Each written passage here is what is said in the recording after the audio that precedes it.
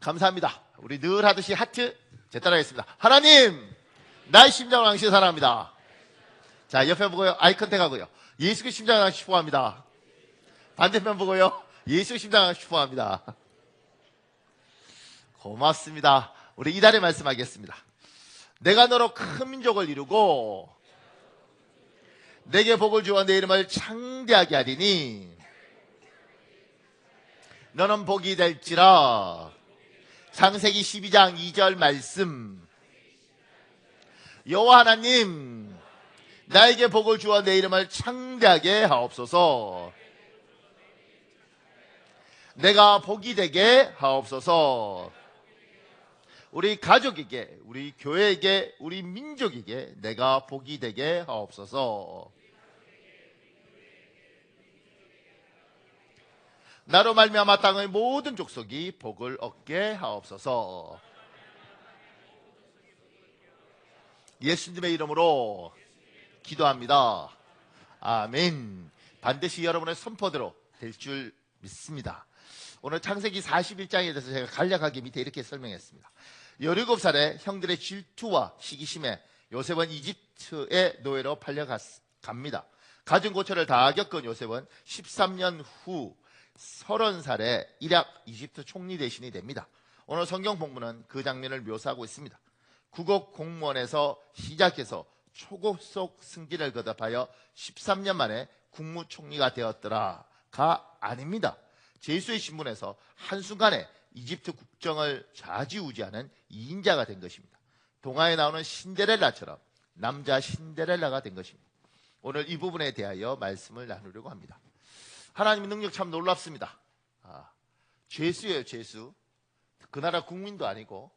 근데 그가 한순간에 넘버 2가 됩니다. 우리가 이런 거 보고 이제 흥분하죠. 야, 하나님 능력 많으시구나. 하나님이 축복하시면 나도 저렇게 될 수 있구나. 하나님 대단하시구나.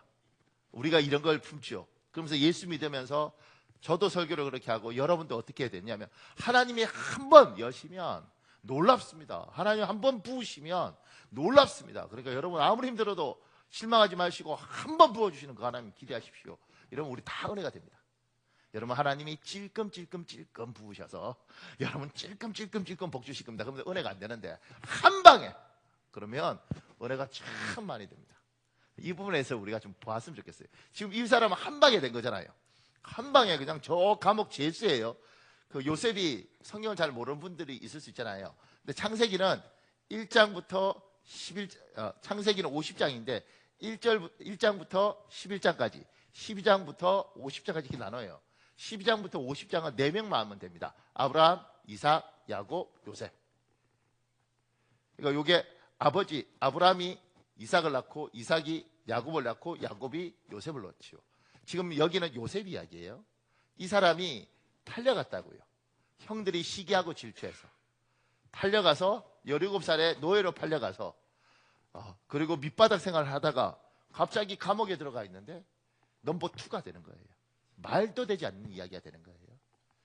그리고 우리는 이런 말도 되지 않는 이야기를 보면서 어렸을 때부터 들었잖아요. 형부가 너무너무 착하게 살았는데 말도 되지 않게 슬근슬근 톱질하니까 갑자기 펑 하고 그게 뭐 선녀도 나오고 뭐 집도 나오고 이렇게 되는 거예요. 그러니까 우리는 그런 이야기를 듣고 자랐기 때문에 이 본문을 그렇게 이해하는 거죠. 착하게 살다가 어느 날 하나님은 그냥 퐁 하면 엄청나지구나. 그게 함정이 있습니다. 우리 조금 더 볼까요? 제가 큰 1번에 이렇게 적었습니다. 모든 사람은 신데렐라를 꿈꿉니다. 이게요, 제가 얼마 전에 보니까 정말 신데렐라가 있더라고요. 몇 년 전에. 어디더라? 정확히 모르겠는데 그 나라에서 이렇게 식당 여종업원, 웨이트레스가 있는데 이 웨이트레스에게 왕자가 프로포즈를 한 거예요. 왕자가. 그래서 결혼을 했어요. 그 기사를 보면서 신데렐라 탄생하다고 제가 너무 놀라서 와. 그럼 봤는데 이 왕자가 그 벨기에 왕자, 뭐 영국 왕자 이게 아니고요. 아랍 왕자들, 아랍 왕자. 제가 신문 기사가 정확히 기억 안 나는데 지금 계속 이것 때문에 찾아봤는데 그 기사가 없어요. 근데 제가 그때 읽을 때 어떤 내용이냐면 이런 내용이었던 것 같아요. 아랍 왕자가 식당에서 여인에게 프로포즈를 해서 이 여인이 일약 신데렐라가 됐다. 왕비가 되었다. 그러면서 23번째 왕비래. 그게 만호가 많아. 그러니까 이게 우리 모두는 그런 기사를 보고 흥분하죠. 신데렐라를 꿈꿔요. 작은 1번에요. 자본주의 사회에서 돈은 사람의 가장 큰 욕구이고 목표입니다. 자본이 주인된 세상 아니겠습니까?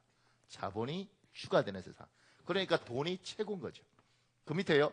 명예도 지위도 행복도 돈만 있으면 얻을 수 있다고 생각하기에 사람들은 돈을 소유하기 위해서 정말 열심히 삽니다. 세상 사람들 정말 열심히 삽니다. 부지런히 삽니다. 여러분도 열심히 사시죠. 그렇게 살면서 여러분은 예배까지 드려야 돼요. 그러니까 얼마나 열심히 살아야겠습니까? 이 세상은 그렇게 살아야지 돈을 법니다. 그리고 그렇게 살라고 이야기를 해요. 그렇게 살아야지 높은 데 올라가고, 그렇게 살아야지 좋은 집에 살고, 그렇게 살아야지 사회적으로 대우받습니다.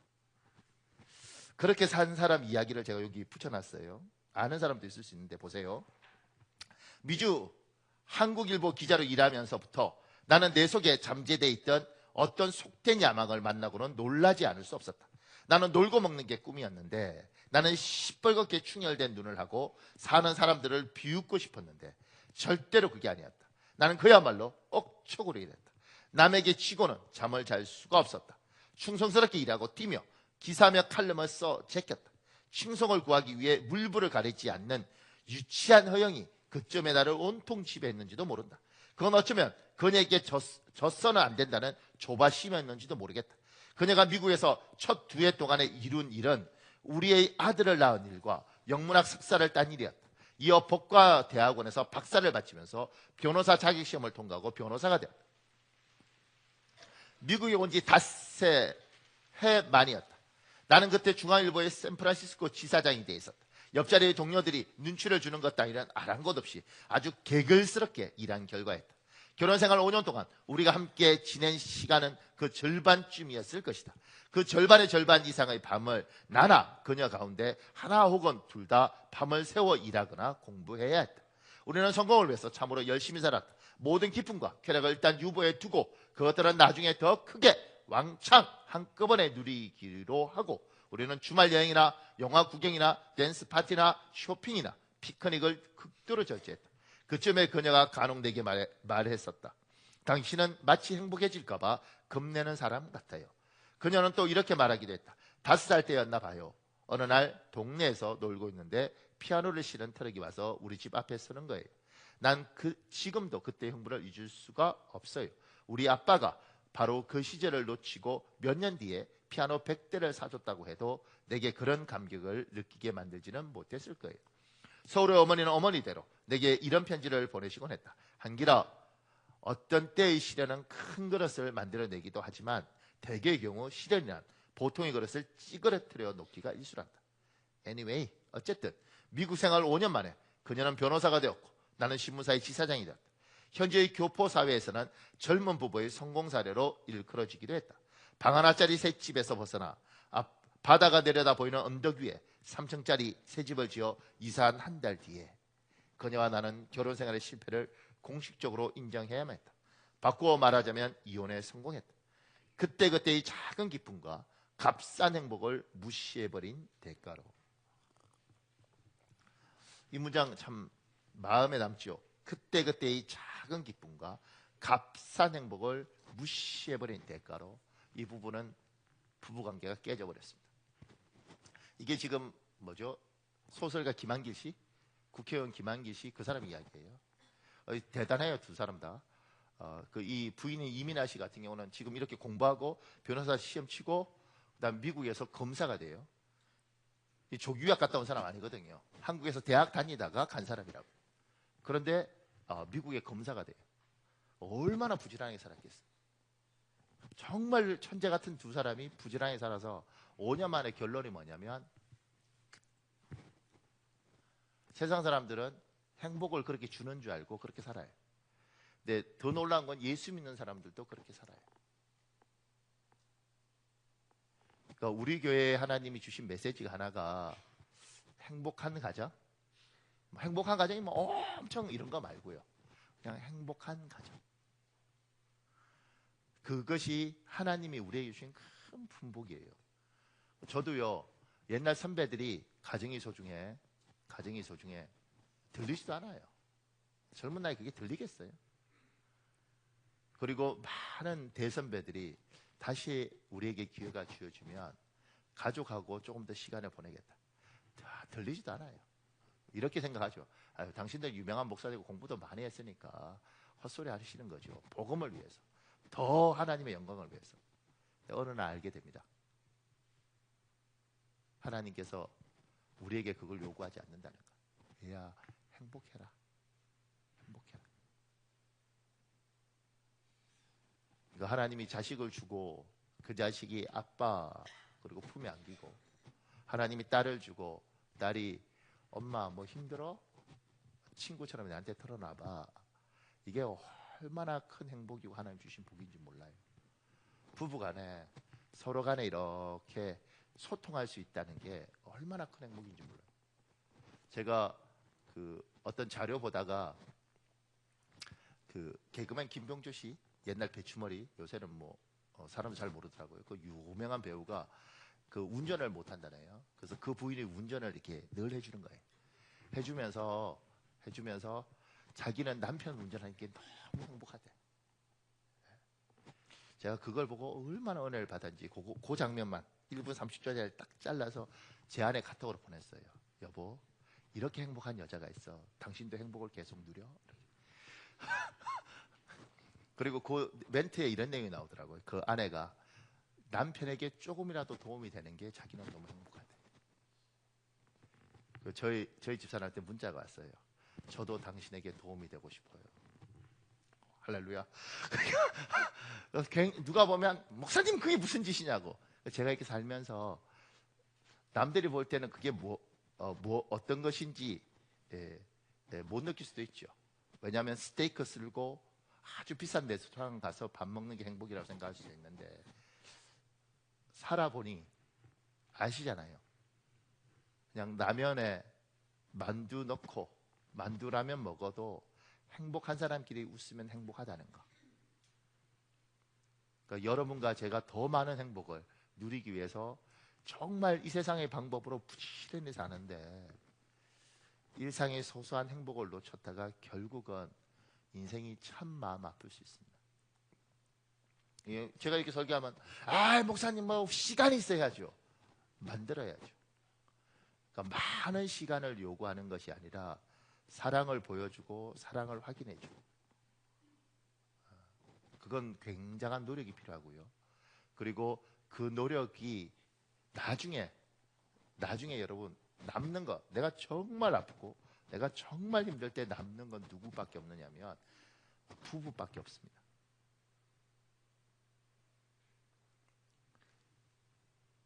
제가 어떤 분 이야기를 들으면서 이제 병들어 누워버린 거예요.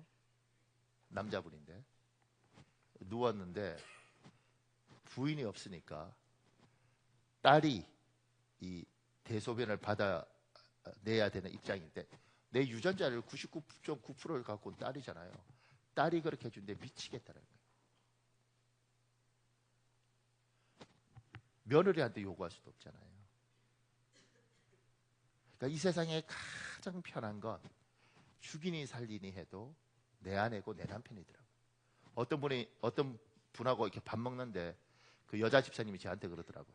80 다 돼 가시는데, 목사님 아들을 열심히 키웠는데 아들 주머니에 돈은 너무 어렵대.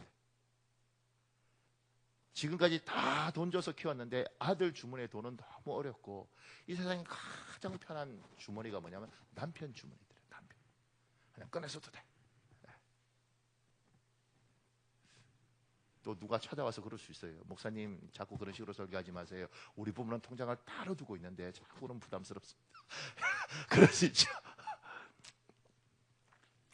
근데 하나님이 그렇게 만들었어요. 같이. 그리고 가족을. 그러니까 이걸 예수 믿는 사람이 간과하면 반드시 나중에 눈물 흘리십니다. 노력하셔야 됩니다. 아주 작은 거. 아주 작은 거. 문자 하나, 전화 한 통.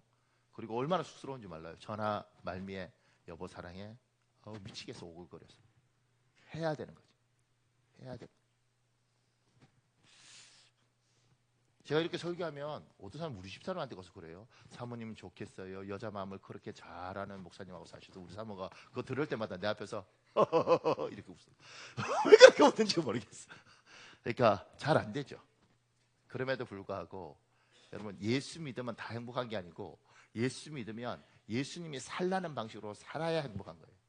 예수님이 요구하는 게 그거예요. 복음에서 확 죽어버려라 이렇게 이야기하는 게 아니고, 얘야 내가 너희를 만들어서 부모를 떠나 내 아내와 둘이 한 몸이 되어라. 그렇게 살면 행복하다. 조금 더요. 밑에 믿음을 가진 사람 중에 돈을 더럽다고 생각하시는 분들이 있습니다. 돈은 더럽지 않습니다. 돈은 그냥 돈입니다. 더러운 것은 돈에게 처절하게 지배당하고 끌려다니는 탐욕에 물든 우리의 마음입니다. 디모데후서 6장 10절에 있습니다. 여러분 계시고요. 시작.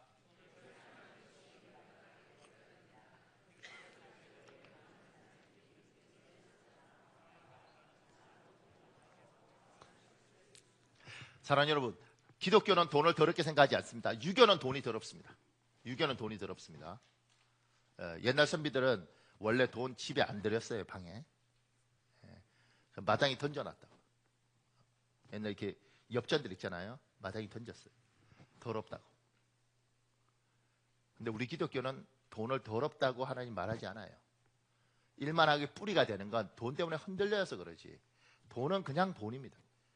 제가 그 밑에요. 돈이 불과 같은 것입니다. 잘 다루면 삶에 유익한 도구입니다. 잘못 다루면 큰 불행을 자초합니다. 그러기에 빈곤한 분들이 하나님께 물질을 구하는 것은 잘못된 행위가 아닙니다. 잠언 30장 7절 9절에 있습니다. 제가 7절 읽을 테니까 8절 9절을 여러분이 읽으십시오. 내가 두 가지 일을 주께 구하였사오니 내가 죽기 전에 내게 거절하지 마시옵소서. 시작.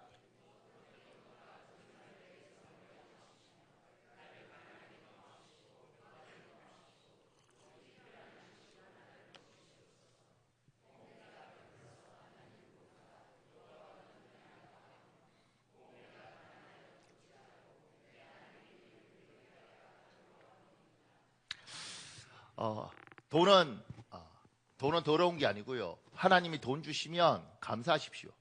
잘 쓰십시오. 경제적으로 너무 빈곤하거나 곰핍하면 하나님께 요구하십시오. 하나님, 나에게 가난하게 하지 마시옵소서. 성경에 나오잖아요. 하나님, 나에게 가난하게 하지 마십시오. 일용할 양식을 주십시오. 그렇게 기도하는 건 하나님의 사람이 당연해야 될 기도입니다. 돈 더럽지 않습니다. 돈은 불과 같은 것입니다. 잘 다루면 복입니다. 잘못 다루면 화입니다. 가난하면 하나님께 돈 달라 그러십시오. 하나님 주시면 잘 쓰십시오. 근데 생각보다 돈 잘 쓰는 사람들이 만나기 어렵습니다. 잘 쓰셔야 됩니다. 조금 더요. 제가 그 밑에 작은 2번에요. 하나님을 경외하는 우리의 속성은 하나님께 많은 걸 드리고 싶고 연약한 이웃을 돕고 싶습니다. 그런데 돈을 버는 일은 수고롭습니다. 많은 돈을 버는 일은 수고로움이 큽니다.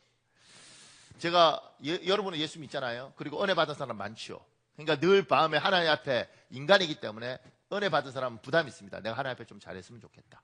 잘했으면 좋겠다. 그리고 제가 만났던 많은 분들이 이렇게 말해요. 목사님, 하나님이 저한테 돈을 주시면 제가 하나님 앞에 마음껏 한번 섬기고 싶다. 이렇게 이야기를 해요. 하나님, 목사님 정말 하나님이 저한테 물질의 복을 허락해 주면 제가요 교회도 싹 밀어보고 새로 짓고요, 목사님. 그 다음에 교회 차도 막 바꿔드리고요. 이렇게 말해요. 지금까지 제가요 목회하면서 20년 동안 수없이 많은 그런 이야기를 들었습니다. 문제는 그분들 중에 복을 받은 사람이 없어. 그러니까 말들은 다 그렇게 하는데 이게 받는 걸 본 적이 없어. 그분들은 항상 지금까지 만나보면 다 아쉬워요. 목사님 정말 주시기만 하면 내가 한번 제대로. 근데 그 밑에요. 우리들 중에 많은 분들이 신데렐라를 꿈꿉니다. 빨리 많은 물질을 가지고 싶어 합니다. 능력 많은 하나님이 신데렐라처럼 우리를 축복해 주시면 그동안 하지 못한 좋은 일을 마음껏 하고 싶기 때문입니다. 그런데 사탄이 우리의 이 약점을 이용합니다. 일확천금의 함정을 우리 앞에 파놓습니다. 하나님 앞에 갖고 싶다, 선한 마음이죠. 근데 이 월급쟁이로 겨우 요 조그만 가게로 이렇게 조금 모아서 내가 언제 하나님 앞에 갔겠나, 언제 큰일 할 수 있겠냐, 이 마음이 참 많은 사람한테 있어요. 그러니까 이렇게 생각합니다. 하나님 능력 많으시잖아요. 그냥 한 번만 부어주시면, 주님이 눈 한 번 딱 감고 그냥 확 부어주시면 하나님 엄청나지 않아요? 그러니까 하나님 주십시오 저한테. 그리고 지금 내가 가지고 있는 이 직장이 너무 허접하죠. 지금 내가 하는 이 조그만 가게가 너무 볼품이 없는 거예요. 하나님 기회만 주시면, 기회만 주시면. 근데 진짜 놀랍게 어느 날 기회가 옵니다. 그리고 흥분해서 저한테 오죠. 목사님, 드디어 하나님이 저에게 기회를 주셨습니다. 근데 제가 보니까 기회가 아니고 덕 같아, 함정 같아. 저거 밟으면 저 가정도 문제가 생길 것 같아. 근데 이미 너무 흥분하셨어요. 이미 너무 믿음이 오셨어요. 근데 목사한테 와서 이렇게 말하면 참 곤란합니다. 목사님 응답 받았습니다 이러고, 하나님 말씀하셨다는데 내가 뭐라 그러겠어요. 제가 목회했던 분 중에 삼성 잘 다니고 있었어요. 한양대학교 나와서 좋잖아요, 젊은 나이에. 근데 어느 날 목사님 직장을 옮겨야 될 것 같습니다. 정말 잘해준대 여기서.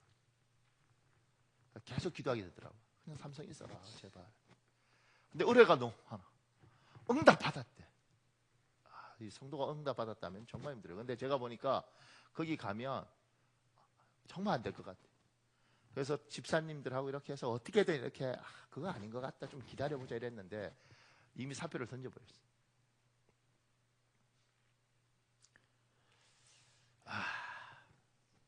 갔잖아요. 갔는데 어떻게 회사가 2달이 안 돼 망할 수가 있어. 근데 그런지 목사님 거기 가서 뭐 스탁 옵션도 주고 막 이렇게 하면 막 돈 벌면 제가 막 2달도 안 되면서 망해버리니까 집안 자체가 흔들릴 뿐만 아니라 교회 다닌 지기, 그러니까 상처가 많은 사람이었단 말이에요. 그러니까 이게 신앙생활도 무너져 버리더라고요. 제가 그때 보게 되더라고요. 누가 그렇게 충성하라 했나? 누가 그렇게 하나님께 헌신하라 그랬나? 그런데 하나님 앞에 빚진 마음이 많은지 아니면 자기 욕망인지 그렇게 해서 결국은 신앙도 무너지고 가정도 너무 힘들어져 버리더라고요. 얼마나 속상한지 몰라요. 우리가 잊지 말아야 될 게 있습니다. 뭐냐면 제가 그 밑에요. 하나님은 각자에게 분복을 주셨습니다. 하나님께 받은 각자의 분복만큼 교회를, 이웃을 섬기면 됩니다. 나에게 주신 분복만큼만 하나님께 충성하시면 됩니다. 마가복음 25장 14절에 15절의 내용이 뭐냐면요, 이렇게 되어 있습니다. 또 어떤 사람이 타국에 갈 때 그 종들을 불러 자기 소유를 맡긴 것 같으니 각각 재능대로 한 사람에겐 금 5달란트를, 한 사람에겐 2달란트를, 한 사람에겐 1달란트를 주고 떠났더니. 차별한 게 아니에요. 5달란트 영향이 되면 5달란트를 주는 거예요. 2달란트 영향이 되면 2달란트를 주는 거예요. 1달란트짜리면 1달란트 주는 거예요. 얘야, 내가 요만큼 줬으니까 네가 요만큼만 장사하면 된다.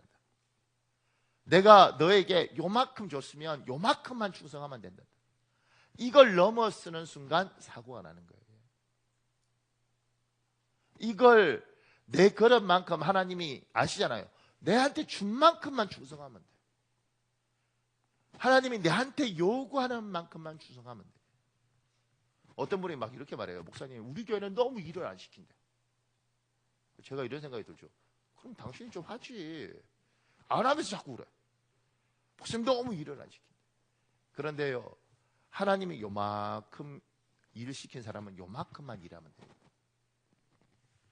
저는 목회 스승이 2분이에요. 그런데 서울의 목사님은 어떤 목사님이냐면요, 이 사람의 그러시고 뭐고 필요 없습니다. 그냥 미십니다. 거기요, 안수집사에서 새벽기도 안 나면 죽습니다. 새벽기도를 1시간씩 설교하시거든요. 1시간 내내 야단치십니다. 성도들이 안수집사쯤 되면 새벽기도 안 올 수 없고, 새벽기도 와서 1시간 요거도 먹고 하루를 시작하면 아이고 아주 재밌습니다. 그리고 얼마나 충성스러운지 몰라요. 안수집사쯤 되면 근데 놀라운 건 뭐냐면 장로 되기 전에 그 교회를 다 떠나요. 목사님 상처가 많아. 왜 상처가 많느냐면, 아니 내가 이만큼 키워놨는데 왜 떠나지? 이렇게 생각하는 거예요. 제가 보면 그 교회는 안수집사까지는 최고입니다. 그냥 밉니다. 공부 못하는 애들 때려서 공부시키듯이 막 때리고 욕하고 엇박지르면 따라가잖아요. 근데 문제는 뭐냐면 애가 망가져요. 애가 망가져.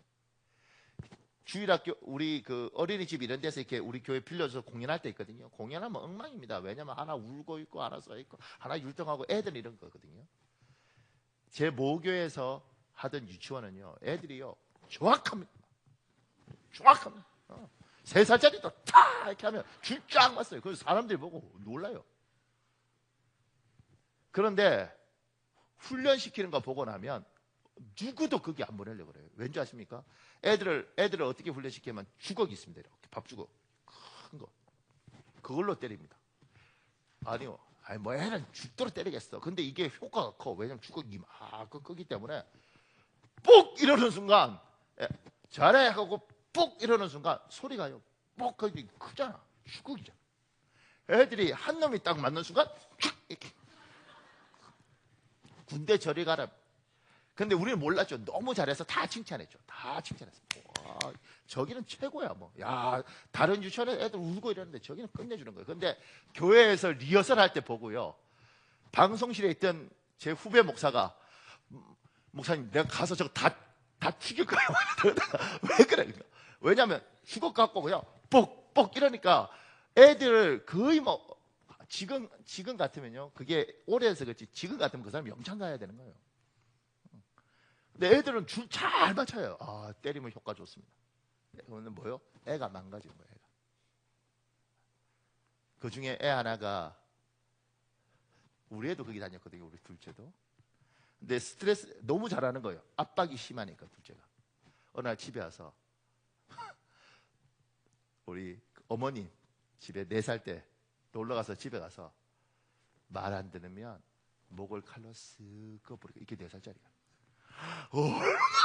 이게 뭔 짓이야 이게. 애들이 스트레스를 너무 많이 받으니까 남들보다 잘하죠. 막 제가, 아니 애가 왜 이런 말을 해. 압박과 스트레스가 심하니까 쫓아가는데 사람이 망가지는 거예요. 좋아서 하는 게 아니고 기뻐서 하는 게 아니기 때문에 망가지는 거예요. 근데 첫 번째 교회는 밉니다. 근데 제 모교에는 사람을 이렇게 그릇을 보더라고요. 목사님, 요만한 그릇이면 요만큼만 시키는 거예요. 요만큼만. 그럼 안 망가져요. 제가 이제 그걸 배운 거죠. 요만큼만. 문제는 뭐냐면, 아쉬운 게 판단을 잘못하면 이만큼 클 수 있는데 요만큼만 보고 하면 못 자라잖아. 첫 번째 교회는 잠재력을 살리죠. 사람이 망가져서 그렇지. 두 번째 교회는 나름대로 편안해. 근데 너무 편안해. 제가 우리 교회 목회하면서 우리 교회도 그릇이 요만하면 요만큼만 시킵니다. 여러분이 원하지 않으면 어떤 일도 안 하려고 목회를 생각하고 해요. 그러니까 부딪히거나 싸우는 게 우리 교회에 없죠. 요만큼이면 요만큼만. 그리고 이렇게 믿습니다. 저는 어떻게 믿냐면, 하나님이 더 속상할 거다. 철야기도 이런, 제 선배들 보면 막 철야기도 때 막, 아니면 수요예배 때, 옛날에 수요예배 때는 설교 이렇게 하셨어요. 특히 비 오는 날 수요일 날은 사람들이 안 오잖아요. 저녁에 보고 싶겠어요? 비가 오는데. 수요예배, 주일 예배도 잘 안 오는 판국에. 그러니까 비 오는 날 수요일 날 저녁 예배 때 사람들이 잘 안 오니까 목사님들이 설교 준비하다가 강대상이 딱 쓰는 순간 열받는 거예요. 내가 이렇게 기도하고 설교 준비를 했는데 이 사람들이 안 와? 그래서 비 오는 날 수요일 날 저녁 예배 때는 목사님들이 설교하시면서 저주하실 때가 많습니다. 여러분, 주님이 오십니다. 나팔 부십니다. 수요일 날 여러분 놀다가 죽습니다. 뭐 이렇게.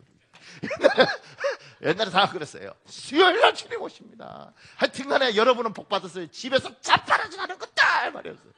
그랬어.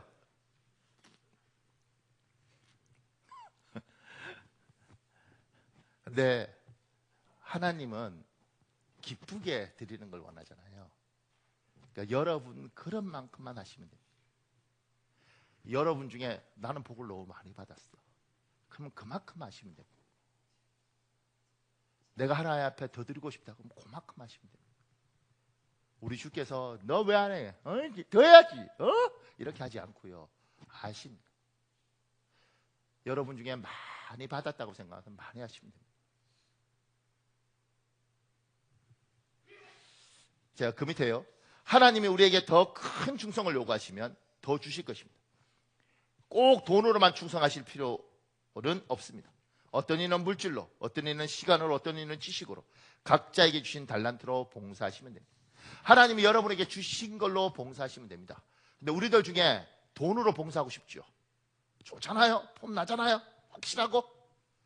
근데 주님이요, 누군가에게는 먹고 살 것밖에 안 주셨어요. 복을 그렇게 주더라고요. 먹고 살 것밖에 안 주셨어요. 근데 그 사람이 가면 항상 시끄러운 데가 평안해져요. 모르셔요? 어떤 분이 오면 조용하던 데가 항상 시끄러워. 근데 그 사람이 오면 시끄러운 데가 조용해져요.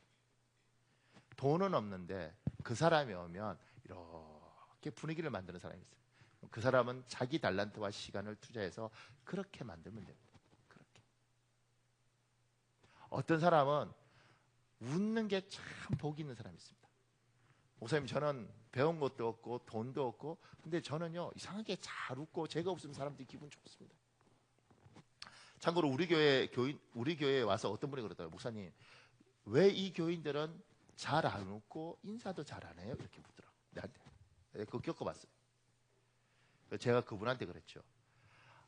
지금 우리 교회의 주일날 한 10% 정도는 대부분 외부 교인입니다. 그리고 예배에 오는 나머지 한 20% 정도 되는 사람은 우리 교회에 오신 지 2년이 안 되는 분들입니다. 서로가 몰라. 서로가 민망해. 그래서 서로 인사를 못해. 그러니까 양해해 주세요. 근데 여러분들 중에 잘 웃는 사람은 그냥 웃으면서 인사만 하면 돼. 우리 여기 수원에요, 좋은 신학교가 있습니다. 합동신학대학원 대학교. 그 합신이라고 그러거든요. 근데 저기는요 학교가 조그매요. 교회도 한 1000개 정도밖에 안 되고. 그런데 인격적으로 참 좋은 사람들이 많습니다. 저 학교 제가 청강하러 가면요, 처음 갔는데 인사하는 거예요. 안녕하세요. 내가 저 사람 아나? 위에 올라가서 안녕하세요 이렇게. 나만 인사를 안 해. 예 이러다가 나중에 보니까 이 학교는 처음 학교 안에 들어오면 처음 보는 사람 무조건 다 인사를 하더라고요. 그래서 제가 보면서 야, 학풍이 좋고 목사님들이 참 좋다. 왜냐면 저는 이제 백석이라는 곳에서 신학을 했거든요. 근데 우리는 이제 지금 교회가 한 7,000개, 뭐 8,000개 이렇게 된다고 크다고요. 그런데 월요일 날 학교에 가면 몇천 명 신학생이 있습니다. 목사들이 몇천 명 됩니다. 그래서 제가 이제 겪었던 충격적인 건 뭐냐면, 이제 저희가 나이가 아주 많지 않아도 제가 신학을 빨리 했기 때문에 학교에서는 굉장히 선배거든요. 근데 이 엘리베이터 이렇게 먼저 들어갔는데 누가 뛰어오더라고요. 이렇게 또 그냥 좀 멋있게 보이려고 안녕하세요, 몇 층 눌러드릴까요? 나 이랬죠. 좋잖아. 3층입니다. 그러면 3층 탁 눌러주면 이게 미국식이잖아요. 아주 인격적으로 있어 보여요. 근데 몇 층 눌러드릴까요? 근데 갑자기 띵 보는 거지. 그리고 표정이 이런 거 말로 안 뱉은 거. 나 아세요? 뭐 이런 거 같아요. 그리고 자기가 탁 누르더라. 그때 내가 알았죠. 가만히 있을 걸. 근데 거기 가서 보면 다 그런 거예요. 이렇게. 그 제가 이제 어느 날 알게 된 게 뭔지 아세요? 제가 엘리베이터 타거나 이렇게 이러면 혼자 이렇게 찬양해요. 이렇게 할렐루야 할렐루야 이렇게. 난 그냥 그렇게 늘 되더라고요. 근데 제가 느낀 게 뭐냐면 모두가 인상을 쓰고 다녀요. 신학생들이 다, 목사들이 다 인생이 피곤하고 막 그렇게. 제가 보면서 신학교가 기도 많이 하는데 왜 다 저럴까? 우리 교회도 어제도 제가 어떤 분 만났는데 우리 교회가 소문이 좋대요. 소문이 좋대요. 소문 잘 났습니다. 주위에서 좋은 교회라고 소문났어요. 올 거라고 사람들이. 왔는데 무슨 좋은 교회가 다 인상을 저렇게 음악에 쓰고 그러면 안 되잖아. 그러니까 여러분은 일단 힘들어도 일단 예배 마치고 밥 먹으면 딱 웃으십시오. 일단. 제가 주방 고생분들 많이 하는데 주방에요. 밥 맛있게 하라 그러거든요.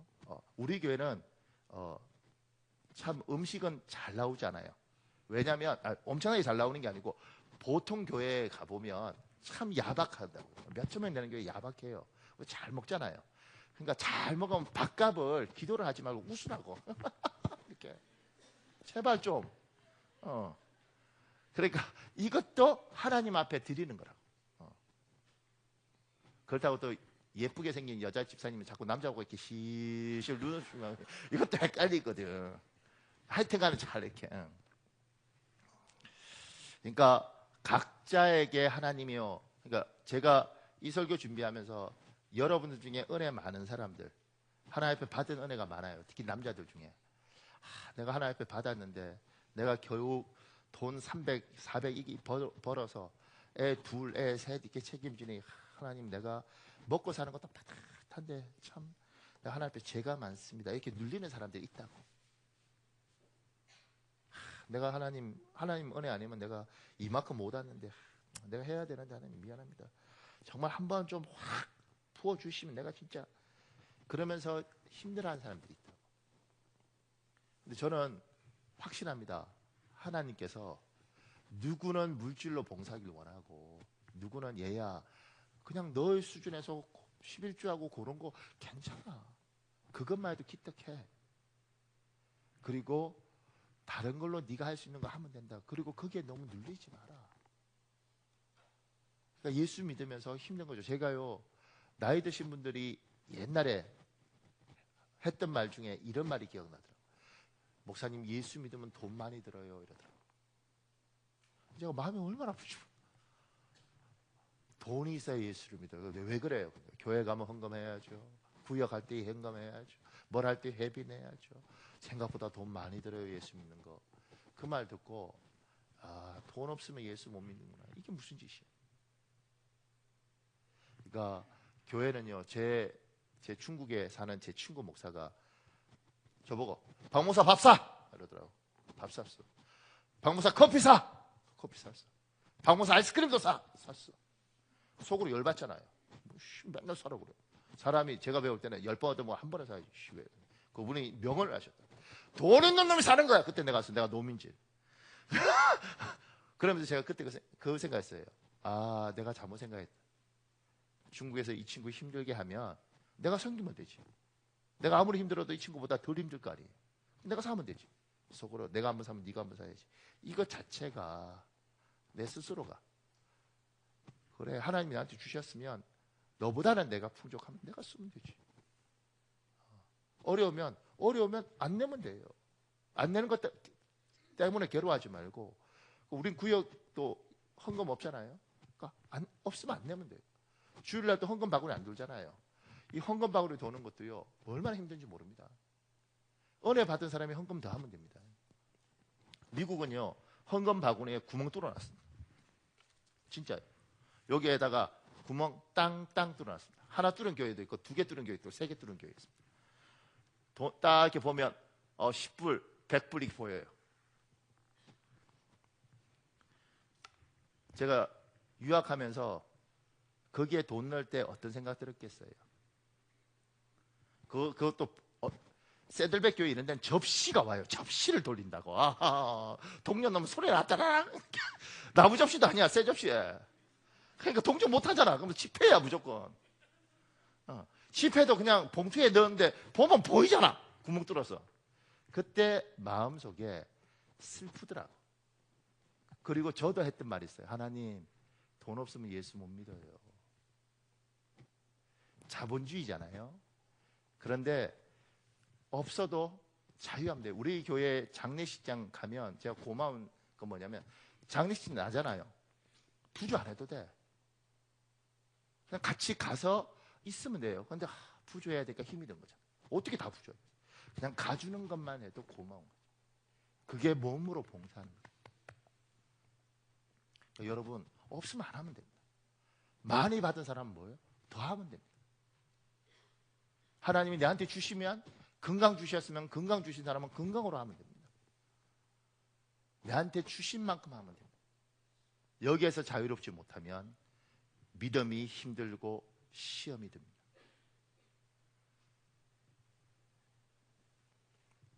제가 원래 찬송을 하나 하고 싶었던 게 있습니다. 우리 찬송가 342장인데요. 이 찬송하는 가운데 혹여 여러분들 중에 물질로 하나님 앞에 더 드려야 되는데 하나님 나는 너무 가난합니다. 그분을 좀 자유했으면 좋겠습니다. 자유했으면 좋겠습니다.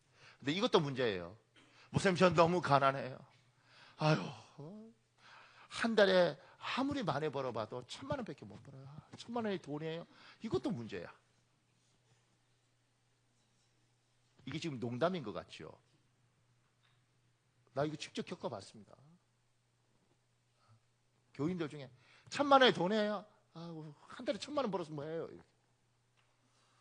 거기에 대해서 어떻게 축복해야 될지를 모르겠더라고요. 찬송가 342장. 혹시 여러분을 누르고 있는 하나님께 더 물질을 드려야 되고 더 뭔가를 엄청난 걸 해야 된다고 생각해서 자유하시는 복이 있길 예수님 이름으로 축복합니다. 제가 그 다음에 큰 입원에 이렇게 적었습니다. 세상 방식의 신데렐라가 아니라 하나님 안에 신데렐라가 있습니다. 신데렐라가 두 종류가 있죠. 세상이 바라는 신데렐라가 있고 하나님 앞에 신데렐라가 있어요. 제가 그 밑에요. 교회 안에는 하나님을 경험한 수없이 많은 간증들이 있습니다. 은혜도 되고 신기하기도 합니다. 그러나 그 중에 많은 이야기가 우리 안에 헛된 바람을 넣습니다. 세상 방식의 신데렐라를 꿈꾸게 합니다. 허황된 바람이 들어오는 경우가 있습니다. 간증을 잘못 들으면 그렇게 돼요. 그런데 참 은혜도 되는데 동전의 양면 같은 문제가 있는 거죠. 이건 김하동이라는 사람 쓴 글 중에 여러 글 중에 이런 내용이 있습니다. 미국 필라델피아에 일어난 일이다. 구름이 잔뜩 낀 어느 날 오후 갑자기 비가 세차게 내렸다. 길에 있던 사람들은 가까운 상점으로 들어가 비를 피했다. 그리고 온몸이 흠뻑 젖은 한 할머니가 다리를 쩔뚝거리며 비를 피하기 위해 필라델피아 백화점 안으로 들어왔다. 백화점 직원들 가운데 비에 젖은 초라한 행색의 할머니에게 주의를 기울이는 사람은 하나도 없었다. 이때 젊은 청년 한 명이 할머니에게 다가가 친절하게 물었다. 할머니, 제가 무엇을 도와드릴까요? 할머니는 빙그레 웃으며 대답했다. 괜찮아요. 여기서 잠깐 비를 피하고 갈 거예요. 할머니는 남의 건물에서 비를 피하고만 있자니 미안한 마음에 백화점을 둘러보기 시작했다. 머리핀이라도 하나 사서 비를 피하는 대가를 치러야겠다고 생각했던 것이다. 할머니의 표정을 살피던 그 청년이 다시 다가와서 말했다. 할머니, 불편해하실 필요 없습니다. 제가 의자 하나를 가져다 드릴 테니 그냥 앉아 쉬세요. 2시간 뒤 비가 그치고 날이 개었다.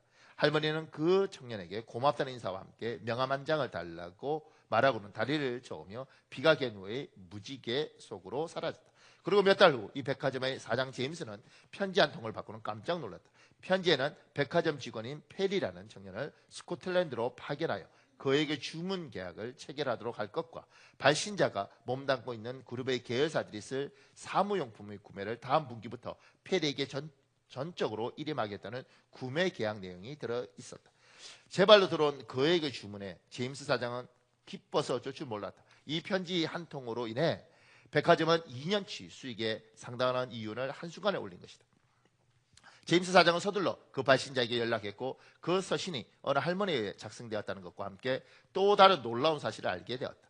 그리고는 다시 페리라는 이름의 그 젊은 청년을 불러 그가 몇 개월 전 비를 피하기 위해 백화점에 들어왔던 할머니에게 작은 친절을 베풀었음을 알게 되었다. 제임스 사장은 페리에게 자신이 받은 편지의 내용을 알려줬고 그날 페리는 친절을 베풀었던 할머니가 바로 세계적인 대부호이자 미국의 철강 앤드류 카네기의 모친이라는 사실을 전해줬다. 그 길로 제임스 사장은 곧바로 이사회에 페리를 추천했다. 페리는 스코틀랜드로 가는 비행기에 올랐고 그 순간 그는 백화점에서 가장 나이가 어린 중력이 되어 있었는데 그때 그의 나이 22살이었다. 후에 페리는 성실함과 진실함으로 카네기의 오른팔이 되었고 미국 철강업계에서는 카네기로 다음으로 중요한 거물급 인사가 되었다. 이 모든 것이 의자 하나의 배려에서 비롯되었다. 카네기 전기 찾아보면 카네기 전기에 이 페리에 대해서 페리 스미스더라고요. 여기 대해서 The Well-known 페리 스미스 이렇게 되어 있더라고요. 그러니까 그 당시에는 굉장히 이 사람이 유명했던 사람인가 봐요. 그리고 이게 지금 거의 100년 전 이야기입니다. 100년 전 이야기인데 이런 거 하나님이 역사하시면 지금 이렇게 되죠. 이 사람 다 예수 믿는 사람들이었으니까. 그러니까 하나님이 역사하시면 이렇게 된다는 그거 하나 때문에 우리가 한 번에 이렇게 간증 들으면서 나는 그냥 갑자기 이렇게 뭔가 될 거란 이 부분이 좀 위험한 것 같아요. 제가 곽선희 목사님이라는 분한테 들었던 건 직접 들었어요. 근데 그분은 이런 이야기를 하시더라고요. 자기 교회에 50살 된 권사님이 있었다는 거예요. 근데 그 권사님이 남편이 의사였는데 남편이 세상을 떠나고 애들 둘이는 출가시키고 그리고 이제 혼자 적적하게 사는데 내가 이렇게 하나님 앞에 적적하게 사는 게 좀 그렇다. 그렇게 해서 호스피스를 배웠다는 거예요. 호스피스. 그러니까 죽기 전에 이제 사람이 이렇게 병간호하는 그걸 배워서 한양대 병원에 월급 150만 원 받고 매일 출근하시는 거예요. 매일 출근하시는데 할아버지 한 분이 있는데 그 할아버지를 잘 돌봐야 되는데 그 할아버지가 자기를 굉장히 좋게 생각하더라고요. 나이가 80인데. 근데 이제 할아버지가 점점 약해지면서 할아버지가 이 권사님 붙잡고 50살 된 이 권사님 붙잡고 이야기하더라는 거예요. 저기 내가 소원인데 소원 하나 들어줄 수 없겠냐. 그 소원이 뭐냐. 그러니까 내하고 결혼하고 혼인신고를 해달라. 여러분 같으면 어떻게 했어요? 이놈의 영감태기가 80살. 근데 집에 와서 가만 생각해보니까 어차피 뭐 남편 사별하고 혼인신고 한 번 하나 두 번 하나 이 생각이 들더라는 거예요. 해줬다는 겁니다. 할아버지 정원하시면 내가 결혼 혼인신고 해주겠다. 혼인신고하고 며칠 안 돼서 할아버지 세상 떠나셨다는 거예요. 그리고 얼마 후에 변호사가 찾아왔더래.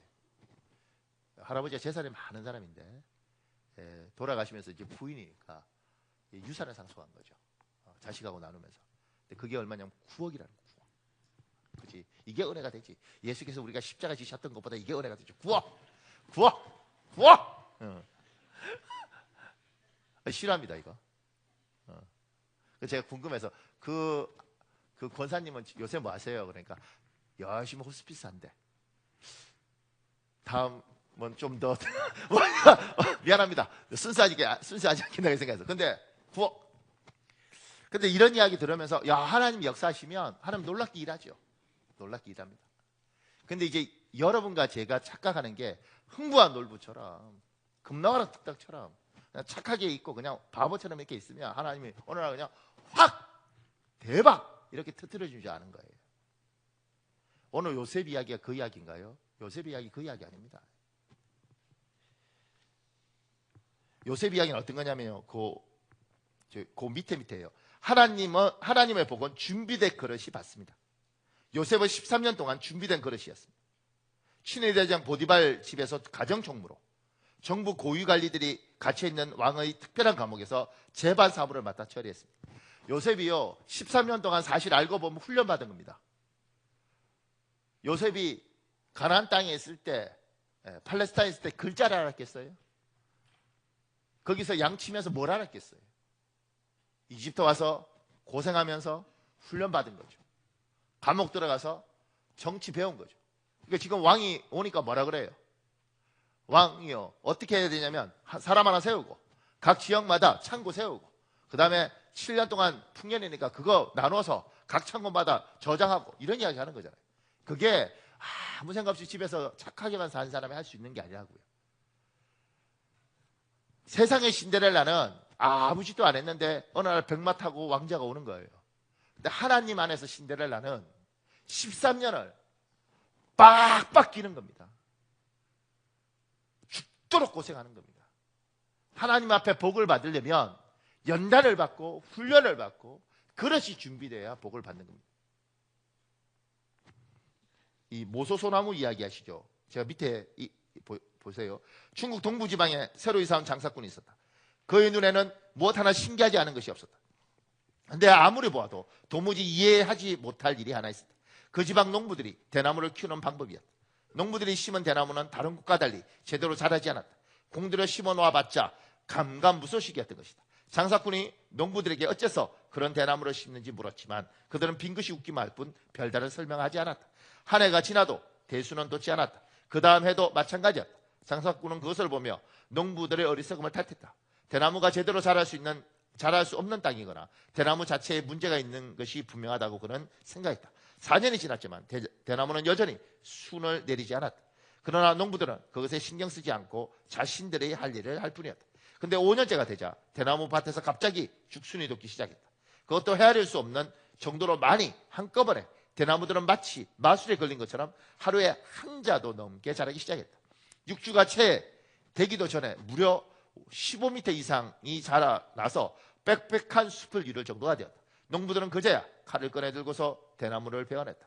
중국 동부에 이사온 그 장사꾼 역시 자기 눈으로 본 그 광경을 도무지 믿을 수 없어 물었다. 그래서 한 노인이 대답했다. 자네는 잘 모르겠지만 모소라는 이름을 가진 이 대나무는 순을 내기 전에 먼저 뿌리가 땅속으로 멀리 뻗어나간다네. 그리고 일단 순이 돋으면 길게 뻗은 그 뿌리로부터 엄청난 자양분을 얻게 되어 순식간에 키가 자라는 것일세. 5년이라는 기간은 말하자면 뿌리를 내리기는 준비 기간이라고 할 수 있지. 모름지기 준비하지 않으면 탓해야 하지만 준비하는 시간은 탓하면 안 된다네. 모름지기 준비하지 않음을 탓해야 하지만 준비하는 시간은 탓하면 안 된다. 하나님의 복을 받으려면 준비되는 겁니다. 모세는요 40년 동안 고생하고 다시 40년 동안 광야 생활을 했습니다. 40년은 지식을 배우고 40년은 겸손을 배우는 거죠. 하나님의 사람들은 반드시 훈련을 받습니다. 하나님 앞에 놀라운 복을 받으려면 반드시 고생을 해야 되고 고생하면서 다듬어져야 됩니다. 어떤 분이 이렇게 말했더니 하나님 저에게 아브라함 같은 믿음을 주십시오. 하나님 이렇게 말했대요. 네 자식 하나 있는데 이삭처럼 갖다 바칠래? 그건 좀 곤란하죠. 하나님 저에게 모세와 같은 믿음을 주십시오. 너 광야에서 40년 동안 양치면서 한번 버텨볼래? 그건 안 되죠. 하나님 저에게 요셉 같은 믿음을 주십시오. 너 14년 동안 빡빡 낄래? 그것도 곤란하죠. 그럼 하나님 저는 어떤 사람이 돼야 됩니까? 하나님이 이렇게 말씀합니다. 너는 너같이 살아라. 하나님이 각자의 분복이 있습니다. 여러분들 중에 하나님이 약속하신 것이 있으면 그 복을 채우기 위해서 훈련을 시킬 겁니다. 훈련 받으셔야 돼요. 그릇이 크고 소망이 많고 받아야 될 게 많으면 고생이 깊고 연단이 깊습니다. 그 고생이 깊고 연단이 깊을 때 도망가지 마십시오. 포기하지 마십시오. 제가 이런 거 생각할 때마다 2009년에 검찰총장 청문회가 있었습니다. 정권이 바뀌고 새로운 검찰총장을 맡았는데 그때 천뭐뭐란 분이 검찰총장 후보로 올랐습니다. 그런데 검찰은 기수가 있대요. 총장이 20기가 돼야 되는데 19기가 그 전에서 20기, 21기 뭐 이렇게 되는데 이분이 22기랍니다. 이분이 되면서 20기, 22기가 다 옷을 벗었대요. 근데 청문회를 하는 거예요. 청문회를 하는데 청문회 하면서 대한민국 청문회 도입되고 검찰총장으로 처음 낙마했다는 거예요. 준비가 안 된 거죠. 그때 했던 말, 그때 야당의 조순영이라는 국회의원이 했던 말, 당신이 서울대 법대 나오고 그리고 서울중앙지검장하고 그럼 검찰총장 할 생각했지 않냐? 검찰총장 생각했으면 어떻게 자기관리를 이렇게 할 수 있냐? 그 생각이 들면 관리를 했어야 되지 않냐? 저 그게 놀랍더라고요. 근데 더 놀라운 건 나중에 서울대 법대 다니면서도 이 사람은 세문안교에서 성가대 하면서 검사 되어서 그 검사들한테서 검사 신뢰 만들어서 믿음 좋은 사람인 거예요. 믿음 좋은 사람인데 이 사람이 믿음 좋았는데 기수 이렇게 2개 넘어서 20기가 되는데 22기에 됐을 때 다 그랬다는 거. 하나님 살아계시구나. 하나님이 복 주시구나. 근데 그 덕분에 그 사람 검찰에서 쫓겨났어요. 하나님의 사람으로 여러분도 저도 복을 받고 싶으면 우리가 작은 분복으로 충성하고 말끔해야 상관없고, 근데 하나님 앞에 정말 소망이 있어서 하나님 나는 태어날 때 요만한 그릇밖에 안 되고 우리 집안도 요것밖에 안 되는데 하나님 내 입을 넓게 열라고 해서 내가 이만하게 넓게 열었습니다. 그럼 하나님 이렇게 말씀하시죠. 훈련 받아야지. 그렇대야지. 안 그러면 주는 것들이 복이 아니고 화가 된다. 감당할 수 없는 걸 받으면 그건 복이 아니라 그건 너에게 고통이라. 조금 전에 그분 보면서 그분 검찰총장 안 됐으면 그냥 중앙지검장이나 뭐 이런 거 하다가 마셨으면 망고 욕을 안 먹을 텐데 역사의 길이 남는 거예요. 검찰 역사에 처음으로 낙마한 사람. 하나님이 여러분과 저에게 네가 기도했지, 내가 너 기도 들어줄게. 그런데 얘야, 지금 너의 그릇에 내가 이걸 부어주는 순간 그릇이 깨어져 버린다. 네가 이걸 받으려면 그릇을 만들어야 되지 않겠냐?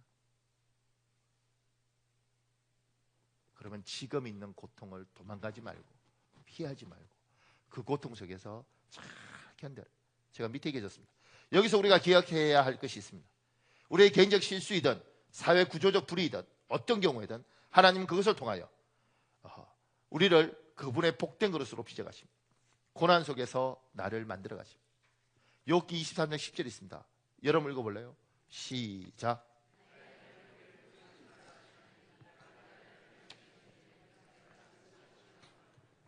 옛날 개역 한글에서 이렇게 했습니다. 그가 나를 단련하신 후에 내가 점검같이 나오리라. 순금이에요.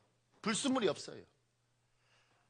용광로에 끊임없이 들어갔다 나왔다 해야지 순금이 되는 겁니다. 하나님, 내 가정이 참으로 복을 받고 싶습니다. 복받을 가정으로 네가 감당할 수 있겠냐? 하나님, 나에게 물질의 복을 주십시오. 그러면 복받을 만큼 너는 그릇이 준비되어 있냐? 제가 그 밑에요. 여러분 사회생활 하면서 이런 걸 겪을 것 같아요. 아무리 힘들고 고생스러운 위치라도 도망가지 마십시오. 견디기 어렵고 모욕감마저 드는 자리라도 도망가지 마십시오. 하나님의 백성은 인내로 하나님이 주시는 복된 열매를 거둡니다. 누가복음 8장 15절에 있습니다. 여러분 읽으십시오. 시작.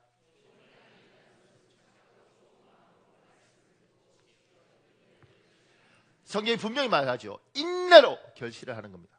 야고보서 5장 11절에 있습니다. 여러분 읽으십시오. 시작.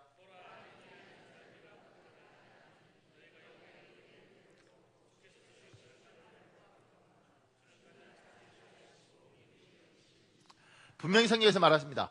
인내하는 자가 복되다 이렇게 이야기합니다. 인내하지 못하는 자는 복이 없는 겁니다. 여러분이 가진 직장이든 여러분이 때로는 시집을 가서 너무 모욕적이고 힘든 시댁살이든 시작했으면 하나님, 내가 결단했으니까 도망가지 않겠습니다. 피하지 않겠습니다. 내가 인내로 하나님 반드시 좋은 결실을 맺겠습니다. 인내할 수 있도록 도와주십시오. 견딜 수 있도록 도와주십시오. 도망가지 않도록 도와주십시오. 13년을 견뎠습니다. 그리고 하나님이 그에게 하나님 안에서 신데렐라로 만들어주셨습니다. 때로는 여기서 이렇게 말할 수 있죠. 목사님, 저 20년을 지금 힘들게 견디고 있습니다. 요셉은 13년이지만 전 20년입니다. 그럼 제가 이렇게 모세는 40년입니다. 힘들어도 여러분이 기도한 게 있다면 견디십시오. 근데 사람이 힘들잖아요. 그러면 하나님 앞에 나오십시오. 그리고 사람 앞에 울지 말고 하나님 앞에 우십시오. 참고로요, 우리 교회 이렇게 유기농 하는 분이 있습니다. 유기농이 아니지, 유기농 이렇게 와서 파는 분이 있는데, 이게 하여튼 좋은 유기농 가게가 있는데, 거기가 어저께 유기농 화장지를 한 박스를 갖다 주셨어요. 저 뒤에 유기농 화장지로 다 갖다 놨습니다. 여러분의 고귀한 눈물은 유기농 화장지로 닦을 수 있습니다. 그러니 사람 앞에 울지 말고 하나님 앞에 우십시오. 하나님, 내가 하나님을 믿고 인내하고 견디는데 많이 힘이 듭니다. 근데 분명히 견디기만 하면 소망이 있는 것 같은데 견딜 수 있는 힘을 주십시오. 너무 힘들어서 내가 아버지고 내가 엄마고 내가 성인이고 그리고 내가 남자라도 하나님 웁니다. 내 눈물을 하나님이 닦아주시고 기도할 때 세임 주십시오. 우리 시간에 주여 한번 간절히 부르시고요. 우리 한 7, 8분 정도 기도하겠습니다.